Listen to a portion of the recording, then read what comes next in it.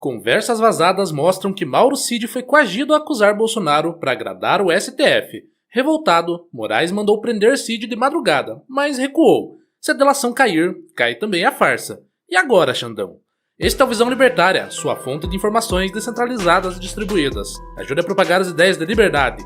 Deixe o seu like e compartilhe com seus amigos. Um artigo seu pode virar vídeo aqui também, sabia?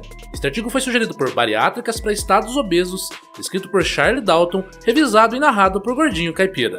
O que era para ser a prova incontestável do golpe bolsonarista acabou virando um fiasco completo. O ministro Alexandre de Moraes, do Supremo Tribunal Federal, se encontra em uma posição cada vez mais desconfortável. Após anos conduzindo investigações polêmicas, com base em delações premiadas, narrativas frágeis e decisões monocráticas, ele agora se vê diante do colapso de uma de suas principais apostas, a delação de Mauro Cid. Para quem não se lembra, o tenente-coronel Mauro Cid tornou-se notícia quando saiu da caserna de ajudante de ordens do então presidente Jair Bolsonaro para virar delator. Cid serviu a Bolsonaro desde a transição de 2018, cumprindo tarefas de secretário executivo e ajudando a executar agendas presidenciais. Ou seja, ele tinha poder apenas para lidar com telefonemas, documentos e convidados, nada de decisões estratégicas. Porém, seu nome hoje está em debate público, não por algum exagero de poder, mas justamente por ter sido obrigado a acusar Bolsonaro de um golpe que nunca existiu. Trechos de conversas pessoais de Mauro Cid vieram a público recentemente, expondo uma grande armação judicial. Em áudios vazados pela revista Veja, Cid afirmou ter sido coagido em depoimento a falar coisas que não sabia e que não aconteceram. Nos áudios, ele diz em voz alta que estava enclausurado e pressionado pela polícia para inventar delitos contra Bolsonaro. Para quem conhece a realidade do jogo político, não é surpresa ver o Estado brasileiro usando a força bruta para arrancar confissões forjadas. Como Cid relatou às autoridades e os vazamentos confirmaram, ele foi submetido a condições degradantes em busca de uma delação premiada que servisse de base para denunciar o ex-presidente. O juiz Alexandre de Moraes participou ativamente deste processo. Foi ele quem autorizou a divulgação pública da delação de Cid e coordenou ações da Polícia Federal contra ele. Num movimento que chocou pela truculência, Moraes chegou a ordenar que Mauro Cid fosse preso antes mesmo do sol nascer. Numa decisão emitida de madrugada, por volta da 1 da manhã, Moraes mandou a PF ir às ruas prender Cid e o ex-ministro Gilson Machado por suspeita de preparativos de fuga. Cid seria detido sumariamente como medida inicial, algo próximo de um sequestro jurídico. Pouco depois, porém, o próprio Moraes recuou da ordem. Em vez da prisão, determinou apenas que Cid comparecesse à Polícia Federal para prestar esclarecimentos, autorizando buscas em sua casa e a apreensão de seu celular. Esse balé judicial revela um desespero explícito. Na cabeça de Moraes, a detenção de madrugada poderia ter sido o primeiro passo de uma medida mais gravosa, como rescisão da delação de Cid. Em outras palavras, Moraes usou a ameaça de revogar o acordo de colaboração como moeda de chantagem. Mas quando percebeu que um escândalo ainda maior poderia eclodir, pois cancelar a delação iria acabar com o próprio processo, que não tem mais praticamente nenhuma outra prova, ele mudou de ideia. Só deu oportunidade para um depoimento, recolheu o celular de Cid e deu um passo para trás. Para quem observa com atenção esse retorno abrupto, não se trata de um lapso de consciência da cabeça lustrosa de Xandão, mas sim de um sinal de nervosismo. A ideia de destruir a delação premiada agora corria o risco de sepultar toda a acusação contra Bolsonaro. A perplexidade maior vem do fato de que esse processo todo se baseia em acusações que soam cada vez mais sem pé nem cabeça. Afinal, qual foi exatamente o golpe armado por Bolsonaro? Ele deixou o poder pacífica e legalmente quando entregou a faixa, mesmo que não pessoalmente, a Lula em 1º de janeiro de 2023. Foi até os Estados Unidos antes da posse e monitorou tudo de lá. A transição ocorreu sob as vistas do mundo inteiro, sem tropas marchando, sem protestos armados da sua parte. Como destacou o vice-presidente Hamilton Mourão, tudo vai ficar tranquilo e calmo no país até a posse do presidente Lula. E assim foi. Nada de intervenção militar, nenhum complô efetivado. Logo, acusar Bolsonaro de golpe depois de sua saída tranquila do poder é algo que beira o ridículo.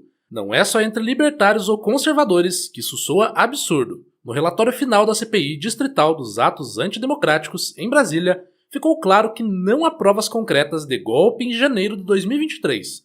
O documento afirma categoricamente, abre aspas, não foram produzidas evidências sólidas ou informações concretas que apoiem a alegação de que o ex-presidente tenha planejado ou executado um golpe de Estado no Brasil. Fecha aspas.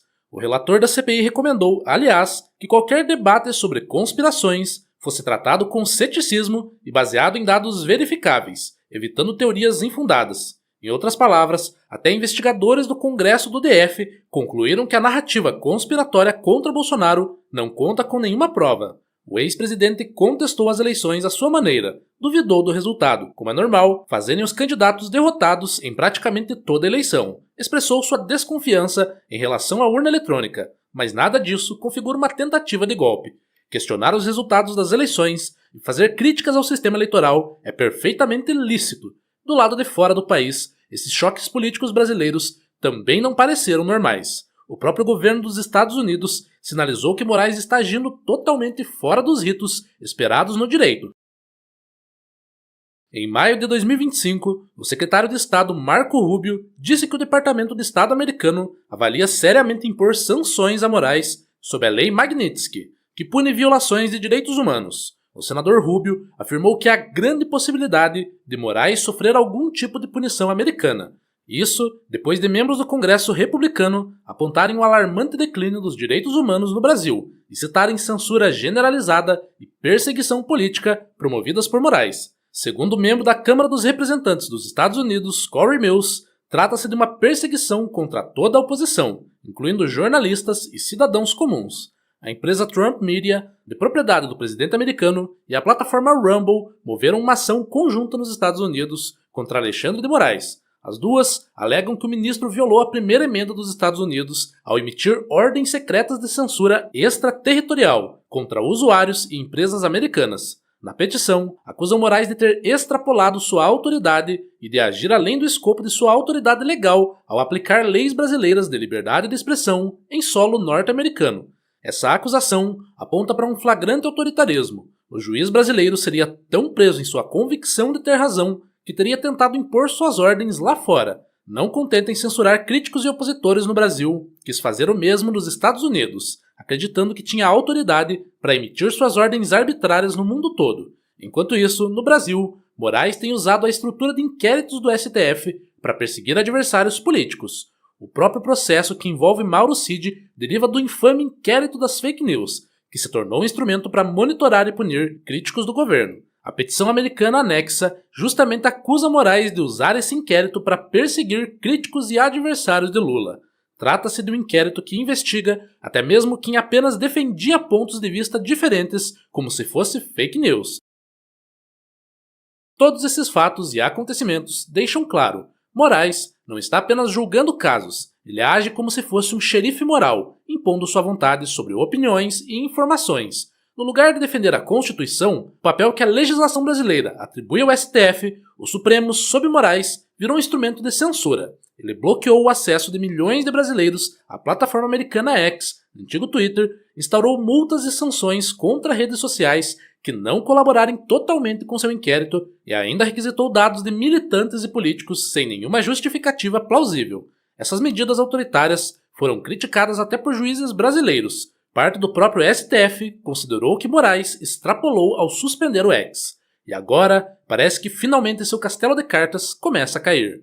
O governo do atual presidente Lula, que lembremos, só saiu da cadeia e se elegeu graças à ajuda do STF e de Alexandre de Moraes, vê sua popularidade desabar e tenta desesperadamente evitar que esse clima de autoritarismo político gere reação. Pesquisas recentes mostram Lula num patamar de aprovação típico de crises. Apenas 39% aprovam sua gestão, enquanto 56% a desaprovam. Como tudo indica que a direita irá voltar ao poder em 2026, políticos e juízes, alinhados à esquerda, se apressam em transformar o judiciário em arma para esmagar qualquer tentativa de oposição e proteger o governo atual. Ao tornarem o principal candidato da direita, Jair Bolsonaro, inelegível, sem quaisquer provas concretas, fica claro a tentativa de manipular as eleições de 2026, antes mesmo de qualquer voto ser lançado.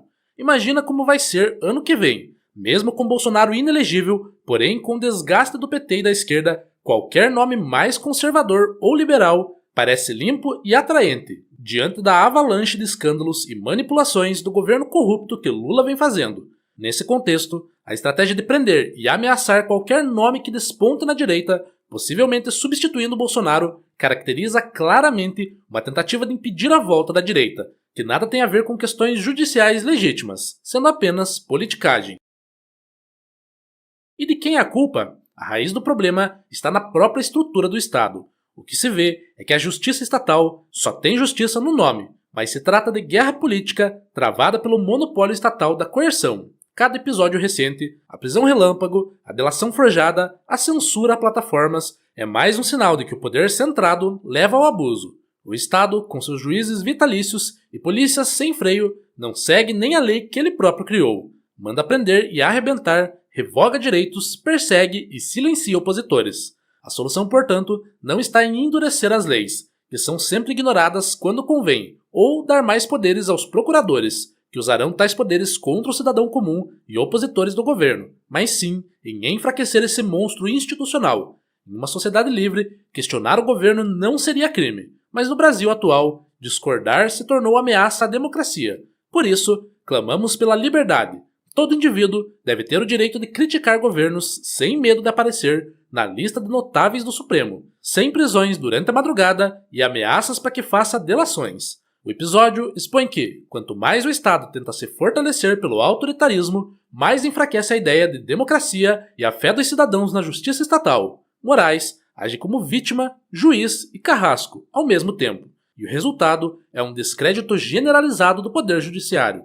Por essas e outras, reforçamos nossa crítica firme à máfia estatal e expomos o uso político e arbitrário do STF. Nós, que prezamos pela liberdade, sabemos que a ameaça maior vem de dentro das instituições que dizem nos proteger, mas que usam essa mentira para nos censurar e amordaçar.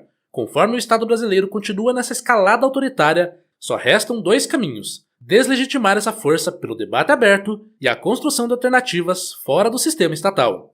A crise provocada por Alexandre de Moraes é reflexo de um sistema podre, que se sustenta em chantagem e retaliação. As engrenagens da opressão não descansam. Se um delator falha, monta-se outro inquérito, e o povo paga o pato, vivendo sob o medo de que um dia, qualquer um de nós, podemos ser o próximo Cid, coagido, algemado, humilhado, sem chance de defesa. O castelo de cartas de Moraes está ruindo. Que ele leve junto o mito da justiça estatal, e que das cinzas surja algo novo, mais justo, mais livre, mais humano. Obrigado pela audiência. Este é um canal colaborativo. Participe você também. Cadastre-se agora mesmo no nosso site visãolibertaria.com e envie os seus artigos por lá. Os colaboradores recebem recompensas em Bitcoin. Inscreva-se no canal e clique no botão da campainha para ser avisado de novos vídeos. Até a próxima!